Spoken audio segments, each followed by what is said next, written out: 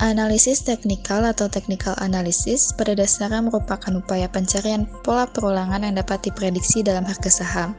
Meskipun para pengguna teknik ini mengaku nilai informasi yang terkait dengan prospek ekonomi perusahaan di masa depan, mereka percaya bahwa informasi seperti itu belum tentu merupakan strategi perdagangan yang berhasil. Analisis teknikal kadang-kala disebut sebagai pembuat bagan atau chartist karena mereka mempelajari catatan atau bagan-bagan harga saham di masa lalu, berharap dapat menemukan pola yang dapat dimanfaatkan untuk mendapatkan laba. Prinsip-prinsip yang mendasari Dow Theory. 6 prinsip dalam teori Dow, yaitu ada yang pertama, harga dan indeks mencerminkan segalanya.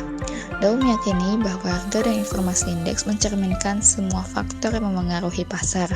Sudut pandang ini menekankan gagasan bahwa pasar saham adalah indikator utama, karena mencakup harapan sebelum ekonomi secara lebih luas merespon. Yang kedua, ada pasar bergerak dalam tren. Dow menetapkan bahwa pasar menunjukkan pergerakan berbasis tren, meskipun krisis mungkin bermula di sektor tertentu.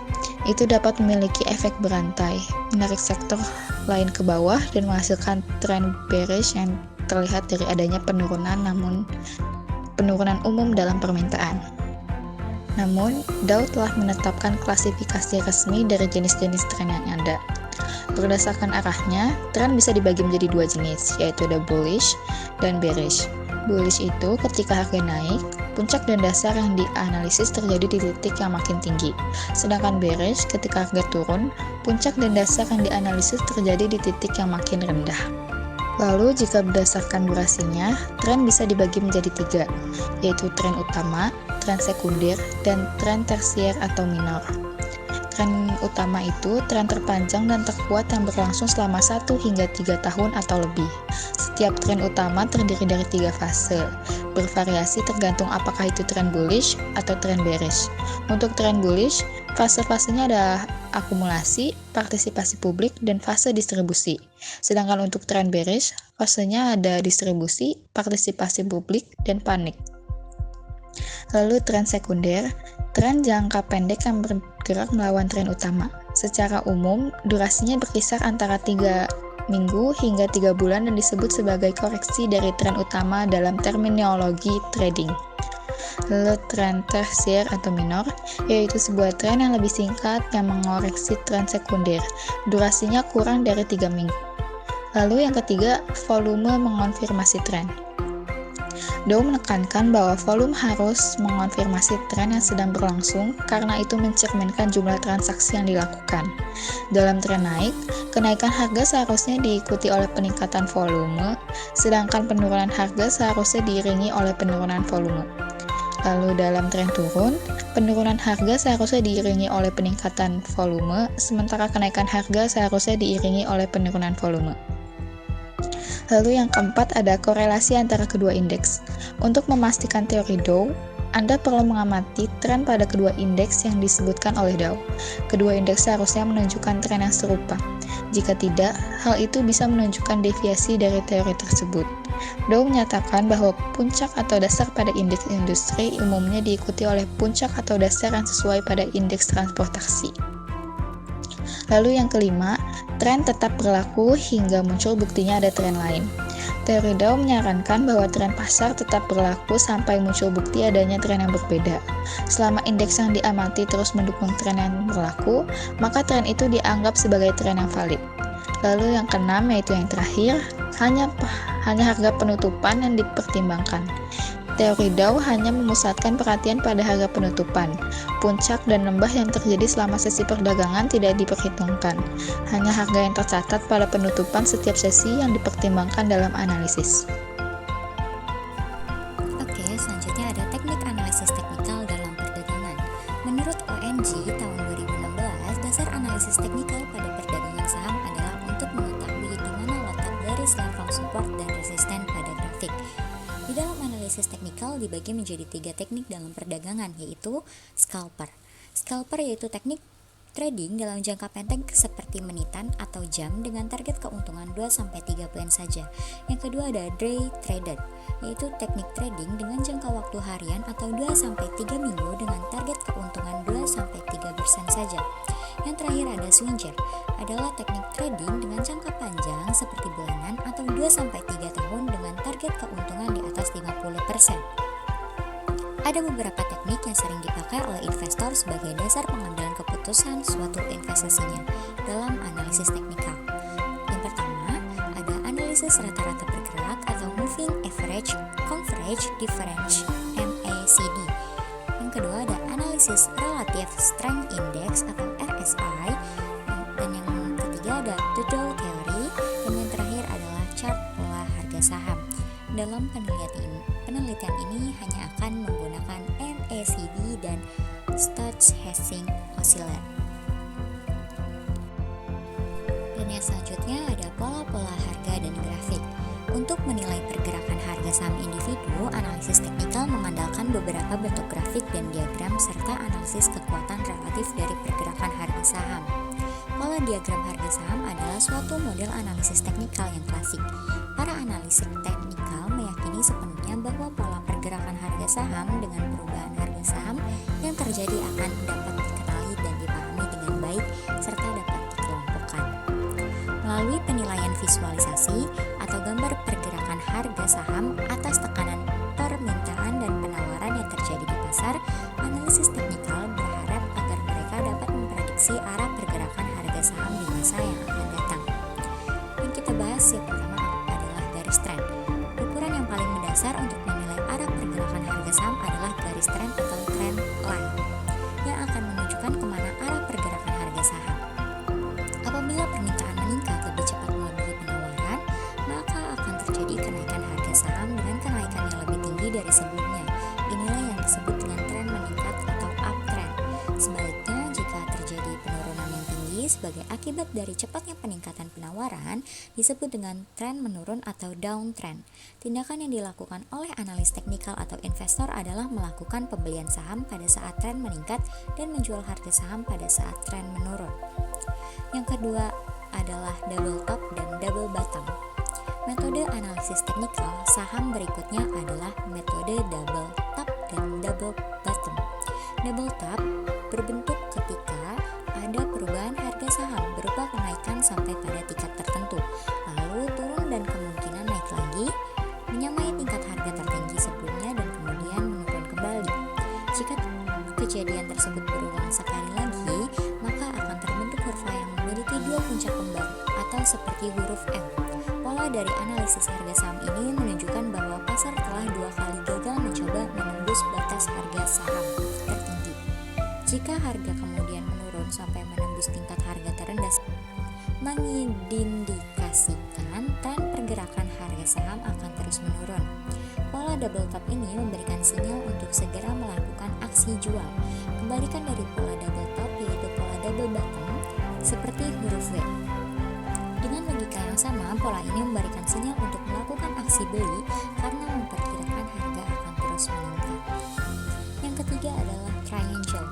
Metode analisis teknikal saham triangle atau pola kurva segitiga dibagi menjadi dua, yaitu ascending triangle atau segitiga menaik dan descending triangle atau segitiga menurun. Descending triangle terbentuk jika ada beberapa lembah yang sama rendahnya dengan beberapa puncak yang semakin menurun. Dengan kata lain, terjadi perubahan harga saham antara garis batas bawah yang horizontal dengan garis batas yang mempunyai kemiringan menurun. Jika harga menembus garis batas bawah disertai dengan peningkatan volume perdagangan, ini memberi sinyal untuk melakukan aksi jual karena analisis harga saham tersebut memperkirakan harga akan terus menurun. Sementara ascending triangle terbentuk jika pergerakan harga saham mengikuti pola yang berkebalikan dengan descending triangle. Pola ini memberikan sinyal untuk melakukan aksi beli saham karena diperkirakan saham akan terus menaik. Yang ketiga ada head and shoulder. Analisis teknikal saham head and shoulder atau HNS memberikan sinyal untuk menjual karena diperkirakan harga akan terus menurun. Garis leher atau neckline digambarkan dengan menarik garis lurus dari bagian paling bawah kedua shoulder atau bahu untuk mendapatkan suatu sinyal kapan aksi jual dilakukan. Jika dari analisa harga saham pergerakan harga saham menembus garis leher dari atas ke bawah,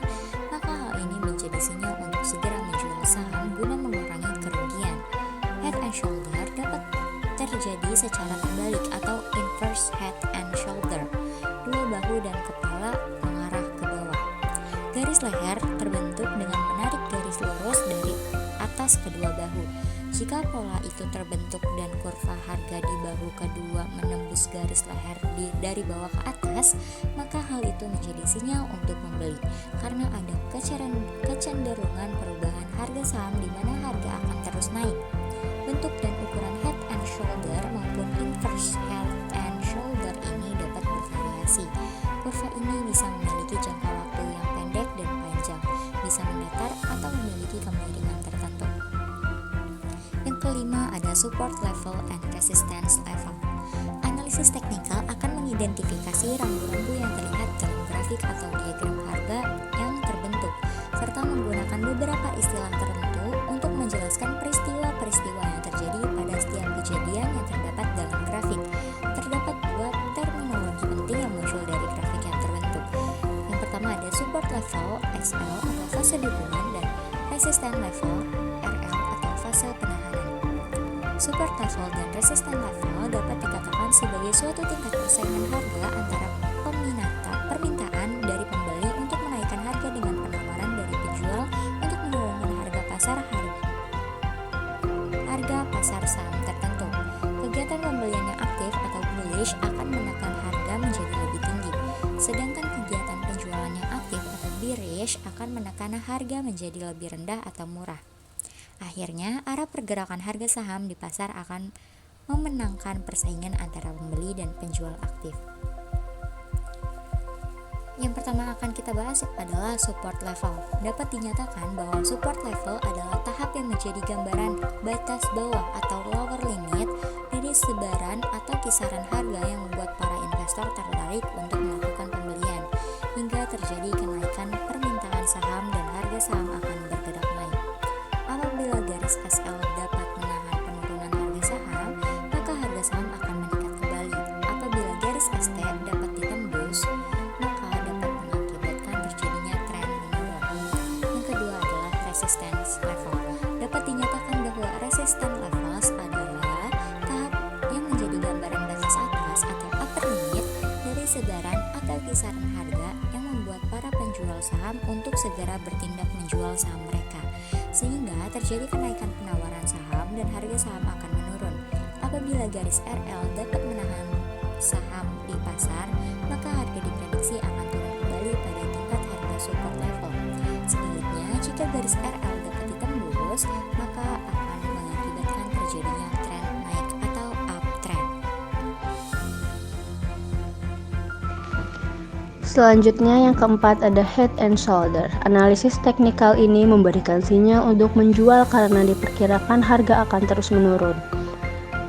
Garis leher neckline digambarkan dengan menarik garis lurus dari bagian paling bawah kedua shoulder atau bahu untuk mendapatkan suatu sinyal kapan aksi jual dilakukan. Jika dari analisa harga saham, pergerakan harga saham atau bahu kanan menembus garis leher dari batas ke bawah, maka hal ini menjadi sinyal untuk segera menjual saham guna mengurangi kerugian. Head and shoulder dapat terjadi secara terbalik. Dua bahu dan kepala mengarah ke bawah, garis leher terbentuk dengan menarik garis lurus di atas kedua bahu. Jika pola itu terbentuk dan kurva harga di bahu kedua atau bahu kanan menembus garis leher dari bawah ke atas, maka hal itu menjadi sinyal untuk membeli karena ada kecenderungan perubahan harga saham di mana harga akan terus naik. Bentuk dan ukuran head and shoulder maupun inverse head and shoulder ini dapat bervariasi. Kurva ini bisa memiliki jangka waktu yang pendek dan panjang, bisa mendatar atau memiliki kemiringan tertentu. Yang kelima ada support level dan resistance level. Dapat dikatakan sebagai suatu tingkat persaingan harga antara permintaan dari pembeli untuk menaikkan harga dengan penawaran dari penjual untuk menurunkan harga pasar saham tertentu. Untuk yang support level, dapat dinyatakan bahwa support level adalah tahap yang menjadi gambaran batas bawah dari sebaran atau kisaran harga yang membuat para investor tertarik untuk melakukan pembelian. hingga terjadi kenaikan permintaan saham, dan harga saham akan bergerak naik. Apabila garis SL dapat menahan penurunan harga saham, maka harga saham akan meningkatkan kembali. Apabila garis SC dapat ditembus, maka dapat mengakibatkan terjadi tren menurun. Selanjutnya ada cara menganalisis. Ada beberapa pendekatan yang umum digunakan dalam analisis teknikal, antara lain yang pertama ada analisis tren, yaitu mengidentifikasi tren naik, tren turun, atau tren sideways dalam saham. Yang kedua ada analisis pola harga, mengenali pola-pola seperti pola head and shoulder, double top, atau double bottom yang dapat memberikan petunjuk arah pergerakan harga. Yang ketiga ada analisis volume, mengamati volume perdagangan untuk melihat apakah ada keterlibatan besar dari para pelaku pasar. Yang keempat ada analisis momentum, yaitu menggunakan indikator seperti MACD, yaitu Moving Average Convergence Divergence, untuk mengukur kecepatan perubahan harga. Yang kelima, ada analisis rata-rata bergerak, menggunakan moving average untuk membantu mengidentifikasi tren dan sinyal beli atau menjual. Indikator analisis. Dalam analisis teknikal saham, indikator merupakan alat yang penting untuk membantu dalam memahami dan menganalisis pergerakan saham. Indikator-indikator ini memberikan informasi tambahan yang dapat digunakan untuk mengidentifikasi tren, momen beli atau jual, serta tingkat kekuatan pasar. Pertama, moving average merupakan salah satu indikator yang paling dalam analisis teknikal. Indikator ini menghaluskan data harga saham dalam suatu periode waktu tertentu dan membentuk garis yang mengikuti tren harga. Terdapat beberapa jenis moving average yang sering digunakan seperti simple moving average dan exponential moving average. Yang kedua, MACD, moving average convergence divergence, indikator yang menggabungkan moving average untuk memberikan sinyal beli atau jual. Yang ketiga, relative strength index, indikator yang mengukur kekuatan pergerakan harga dan memberikan petunjuk apakah suatu saham sudah overbought atau oversold. Yang keempat, stochastic oscillator, indikator yang mengukur posisi harga terhadap kisaran harga tertentu dalam suatu periode waktu tertentu. Yang kelima, Bollinger Bands, indikator yang mengukur volatilitas harga saham dan membantu mengidentifikasi level support and resistance.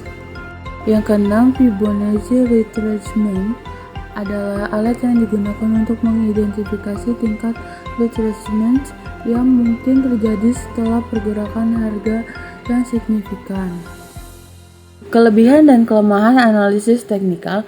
Kelebihan dari analisis teknikal adalah smart people dapat dengan mudah dan cepat untuk menentukan posisi masuk entry point dan keluar exit point. Sederhananya, analisis ini memiliki kelebihan untuk memprediksi harga saham dalam jangka pendek. Namun, kelemahannya smart people mungkin bisa salah pasang target karena fluktuasi harga saham yang bisa saja bergerak melawan teknikal. Hal ini dapat terjadi karena smart people tidak menyadari fundamental kuat dari perusahaan tersebut. Selanjutnya ada contoh kasus analisis teknikal perusahaan Kalbe Pharma menggunakan moving average convergence divergence dan stochastic oscillator.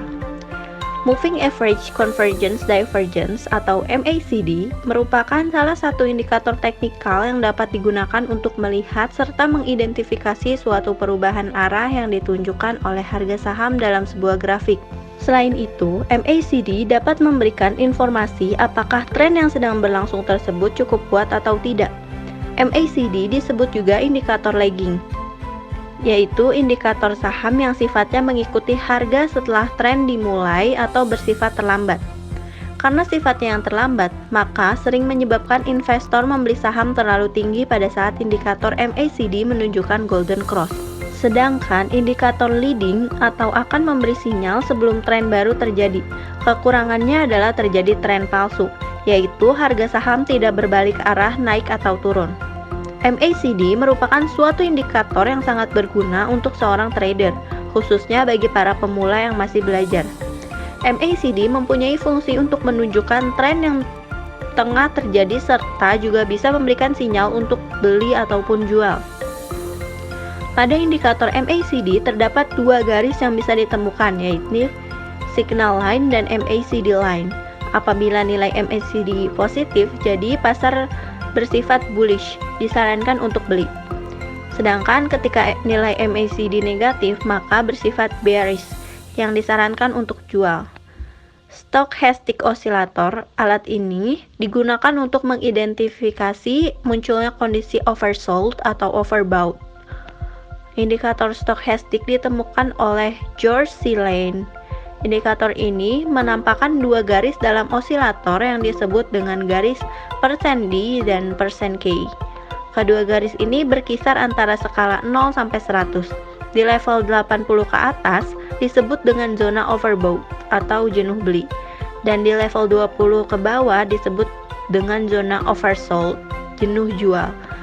Garis persen K adalah garis utama dan disebut dengan signal line, sedangkan garis persen D adalah moving average dari garis persen K dan disebut dengan trigger line. Sinyal beli apabila garis persen K memotong atau garis persen D dan berada di zona oversold. Sementara sinyal jual apabila persen garis K memotong ke bawah garis persen D dan berada di zona overbought. Uji Parity Test. Parity Test menunjukkan bahwa Kalbe Pharma Tbk diketahui nilai T hitung adalah minus 1,842 dengan nilai signifikasi 0,093. Nilai T hitung pada PT Kalbe Pharma Tbk lebih besar daripada T tabel 1,971 dan memiliki nilai signifikasi 0,000. Hal ini menunjukkan bahwa tidak terdapat perbedaan harga saham yang signifikan pada PT Kalbe Pharma Tbk sebelum dan sesudah adanya pandemi COVID-19. Nilai T hitung yang bertanda positif mengindikasikan setelah adanya pandemi COVID-19. PT Kalbe Pharma Tbk memiliki harga saham yang lebih tinggi dibandingkan pada sebelum pandemi COVID-19. Artinya ada peningkatan harga saham pada Kalbe Pharma Tbk dan peningkatan tersebut dianggap tidak signifikan.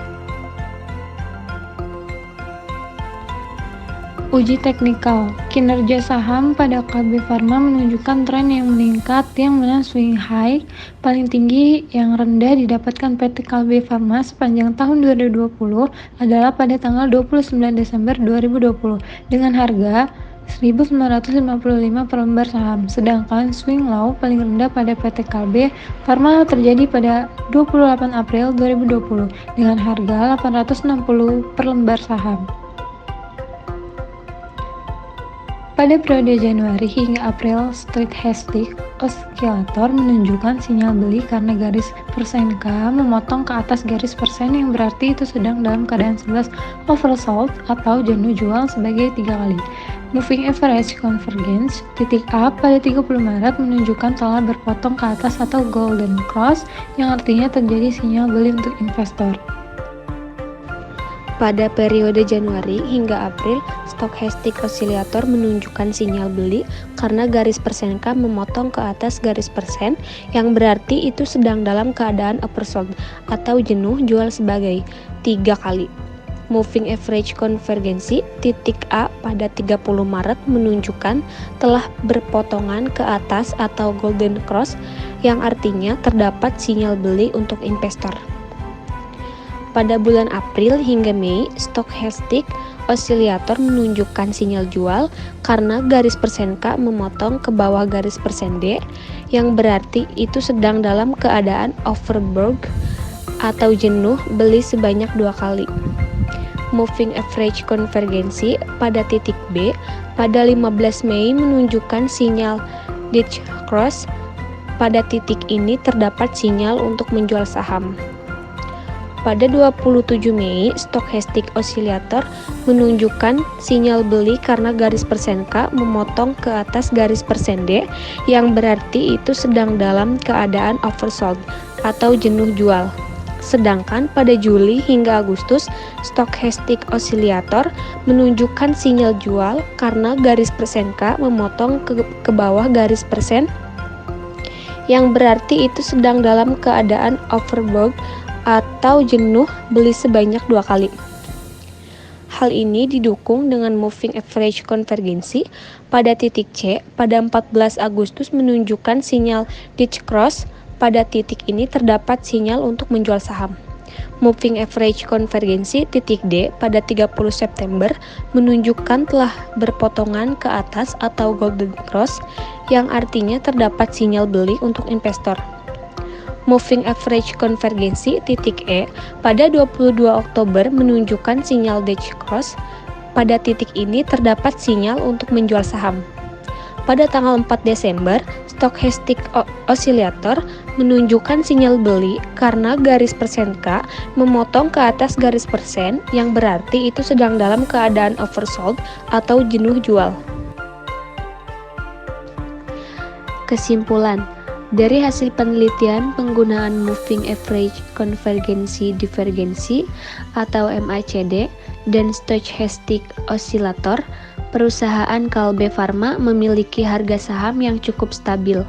Adapun pada uji variety test menunjukkan bahwa tidak terdapat perbedaan harga saham yang signifikan pada PT Kalbe Farma Tbk. Selain itu, uji variety test menunjukkan bahwa harga saham yang lebih tinggi dibandingkan pada sebelum pandemi COVID-19. Dengan menggunakan Moving Average Konvergensi, diketahui Kalbe Farma menunjukkan Golden Cross sebanyak 2 kali dan Dutch Cross sebanyak 3 kali, yang mana terdapat sinyal menjual saham sebanyak 3 kali dan membeli saham 2 kali sepanjang tahun 2020 hingga 2021. Adapun pada Stochastic Oscillator memberikan 5 sinyal oversold, yang mana investor memiliki peluang yang baik untuk membeli saham, dan 3 sinyal overhold, yang mana investor memiliki peluang yang baik untuk manual saham mereka.